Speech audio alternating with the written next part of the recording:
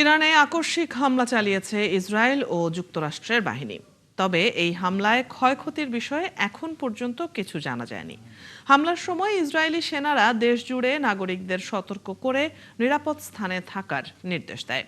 এছাড়া পাল্টা হামলার আশঙ্কায় দেশ জুড়ে জরুরি অবস্থা ঘোষণা করে তেল আবিব। সৃষ্টি ঘটকের রিপোর্ট। ইরানের রাজধানী তেহরানের বিভিন্ন জায়গা লক্ষ্য করে যৌথ হামলা চালিয়েছে যুক্তরাষ্ট্র ও ইসরায়েল। শনিবার সকালে রাজধানী তেহরানের কেন্দ্রস্থলে দফায় দফায় বিস্ফোরণের শব্দ শোনা যায় এবং ধোঁয়া উঠতে দেখা যায়। তেহরানের ইউনিভার্সিটি স্ট্রিট এবং জোমহৌরি এলাকায় বেশ কয়েকটি ক্ষেপণাস্ত্র আঘাত এনেছে। হামলার সময় ইসরায়েলি সেনারা দেশ জুড়ে নাগরিকদের সতর্ক করে নিরাপদ জায়গায় থাকার নির্দেশ দেয়। আইডিএফ জানিয়েছে যেন জনগণ প্রস্তুত থাকে এবং ইসরায়েলের দিকে ক্ষেপণাস্ত্র ছোড়ার সম্ভাবনা থাকলে তারা নিরাপদ জায়গায় আশ্রয় নিতে পারে। তবে এই হামলার পর ইরান পাল্টা হামলা চালায়নি, এমনকি কোনো ক্ষেপণাস্ত্র ইসরায়েলের দিকে ছোড়া হয়নি বলেও তথ্য দিয়েছে আইডিএফ। এই হামলার আগেই সতর্কতামূলক ব্যবস্থা হিসেবে তেহরানের দূতাবাস থেকে নিজেদের সব কর্মীকে সরিয়ে নেয় যুক্তরাজ্য। যুক্তরাষ্ট্র নিজ নাগরিকদের দ্রুত ইসরায়েল ছাড়ার নির্দেশ দেয়। এছাড়া অবিলম্বে নাগরিকদের ইরান ছাড়ার নির্দেশ দেয় অন্তত 15টি দেশ। সৃষ্টি ঘটক, ৭১। দর্শক, এই বিষয়ে আলাপে যেতে চাই। আমাদের সাথে যুক্ত হচ্ছেন নিরাপত্তা ও পলিসি বিশ্লেষক অবসরপ্রাপ্ত মেজর মোহাম্মদ আশরাফুজ্জামান। আপনাকে স্বাগত জানাচ্ছি সংবাদ সংযোগে। তেহরানে এই যে হামলা, এটিকে আগাম প্রতিরোধমূলক হামলা বলছে ইসরায়েল। আপনার মন্তব্য জানবো এ নিয়ে, এবং এই হামলার পেছনে মূল যে কৌশলগত উদ্দেশ্য সেটি কি বলে মনে হচ্ছে? সবাইকে সালাম এবং শুভেচ্ছা।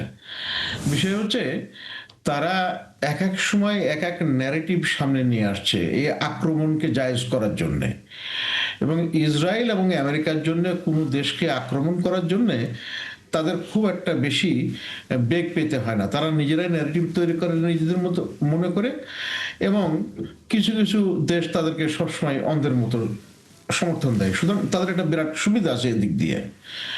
আর হচ্ছে এই যে আক্রমণটা হলো, শুরু হয়েছে আপনার গ্রিনিচ মিন টাইম 6:30টার দিকে, তার মানে এখন থেকে প্রায় 1.5 ঘন্টা আগে। এবং এই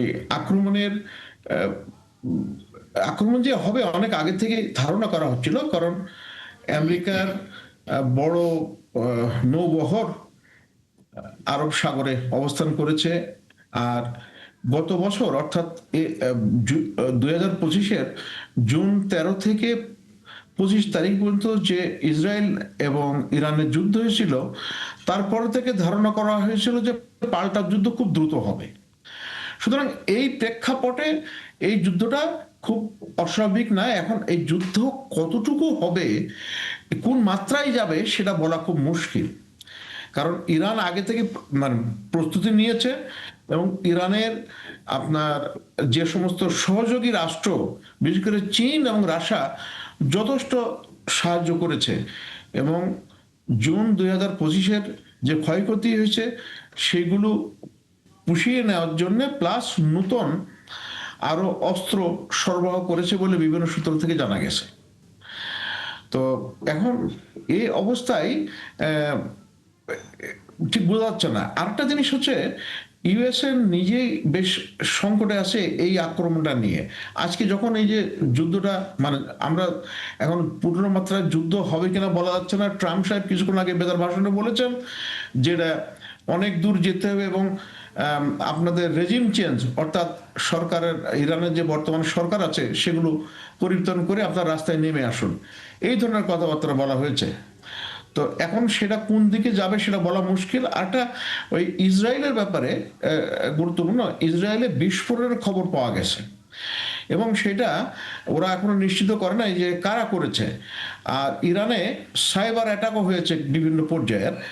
আর ঠিক মনে হচ্ছে যে আক্রমণের একটু আরো সময় লাগবে, আক্রমণের বিস্তৃতি এবং কতটুকু ক্ষয়ক্ষতি হয়েছে সেটার জন্য। তবে মূল লক্ষ্য হচ্ছে যে রেজিম চেঞ্জ, অর্থাৎ ইরানের বর্তমান সরকার ব্যবস্থা, এবং তার সাথে সাথে যেগুলো চলে আসে সেগুলো হচ্ছে ইরানের আকাঙ্ক্ষা যে পারমাণবিক অস্ত্র না হলেও পারমাণবিক সক্ষমতা অর্জন, এবং আগে যেটা কোনো সময় ছিল না, এখন নতুন করে শর্ত আরোপ হচ্ছে। এখন ইরানের মিসাইল, মানে ইসরায়েল, আমেরিকা বা অন্য দেশ তাদের মিসাইল থাকতে পারে, কিন্তু ইরানে থাকতে পারবে না। কারণ ইরান কে করায়ত্ত করতে পারে নাই সেই 1979 সাল থেকে। তো এই কারণে অনেক কথাবার্তা হচ্ছে, এখন শুরু হয়েছে। এখন কোন জায়গায় কি থামবে সেটা বলা মুশকিল। এখানে ছোট্ট আমি কথা আপনাকে একটু সবাইকে জানাই রাখি যে 2025-এর জুনে যে যুদ্ধ হয়েছিল ইরান এবং ইসরায়েলের, সেখানে যুদ্ধ থেকে ইসরায়েল যথেষ্ট কোণঠাসা হয়ে গেছিল। তো তখন আমেরিকা আক্রমণ করে তারা ডিক্লেয়ার করলো সিজ ফায়ার।